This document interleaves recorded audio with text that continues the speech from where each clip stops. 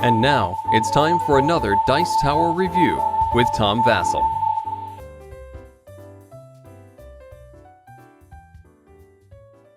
I really shouldn't be surprised at Alice in Wonderland's Parade. It's from Japon brand, which is the same company that made Fairy Tale. And Fairy Tale was a game that when I saw it, I thought, Fairy Tale? And then I played it, and it was so simple, and yet so much fun.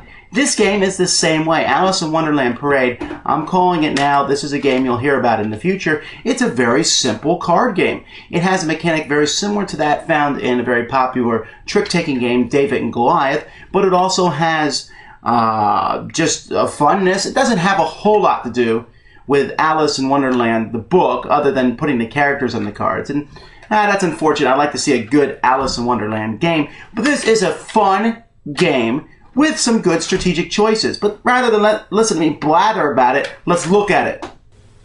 The deck of cards, 66 cards, is made up of 6 suits. Each of those suits has a different color and a character on it, and they go from 0 to 10. So those are the cards that we'll be playing with as the game progresses.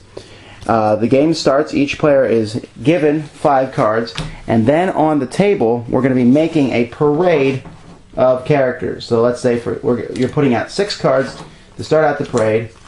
Here is the initial parade. Let's take a closer look at these cards now and see how the game works.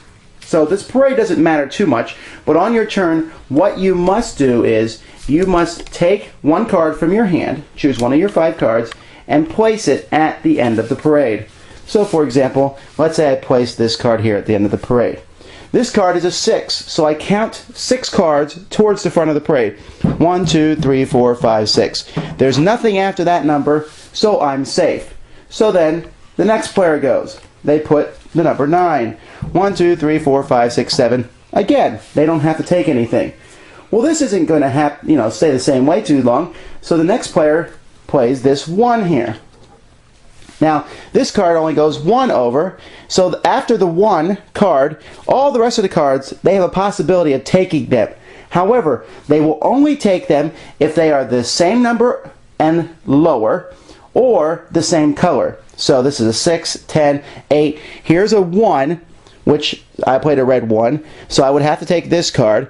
All the rest of the numbers are not a 1 or less, and they are not red. So I take one card and play that one purple card and place it in front of me. As you can see, as the game progresses, and here someone plays an 8, 1, 2, 3, 4, 5, 6, 7, 8. They're fine. And, as the game progresses, eventually players will be forced to take more cards. And let's say, for example, some foolish person here played this 2. Alright, these 2 cards are safe, but as a 2 orange, they would have to take this orange, and this orange. And that would be 3 cards that they've just gotten. Of course, maybe they planned it that way. See, the game progresses until one of 2 things happens. Either one person has all 6 colors in front of themselves as points, or when the deck runs out. At that point, everybody will have gets one last turn, and then they'll have 4 cards left in their hand. Of these 4 cards, they'll take 2 cards randomly and add them to the piles in front of them. That's a good, really neat mechanic, because what it does is it keeps you from saving cards that would hurt you in your hand, because there's a possibility, a 50% chance, that they will show up in front of you. So, after we do that, we count up your points. If you have the most of a color, let's say, for example, I took those oranges earlier, and I have 4 oranges, which is more than anyone else. I'll get 1 point for each card I've taken. 1, 2, 3, 4 points. Everyone else who has orange cards, instead of getting 1 point for each card, they get points equal to the value of cards. So let's say, for example, someone else got 2 blues, and everyone else got less than 2 blues. I have 1 blue, which is less than 2. So instead of getting 1 point, I get 5. Someone else got 3 white cards, so instead of getting 2 points, I get 16. See, the problem is, we're not trying to get points here. You don't want any points at all. And so basically the person with the lowest points is the winner. Although there is a variant where you can play, where you can try and get the most points. But for the most part, it's a very quick game. Takes about 15-20 minutes to play. The game is very small and portable. It comes in a small box, easy to carry around, and it plays very quickly. You can play up to 6 players, although 6 might be too many. It works really well with 3 players, works really well with 5 players. One of the things that's interesting about the game is if you take no cards at all, you'll win because you get 0 points. I have yet to see that happen. I suppose it could, because eventually there comes a point where you're going to have to take cards. And then the question is, which cards do you take? Do you take, a whole bunch of one color? And once you do get the most of a color, you don't want any more because every extra card you get is a point. And sometimes you try to get the most of a color just to knock out someone else and make them get a whole pile of points. There's a lot of back and forth, and since you use pretty much every card in the deck, you can figure out which cards have been played and which cards have a possibility of still showing up in the deck.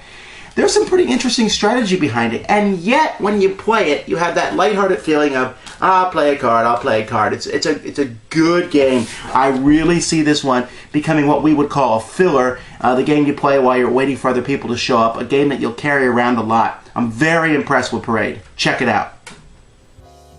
Thanks for joining us today. For more written, audio, and video reviews, as well as the #1 board game podcast, check out the website at www.thedicetower.com.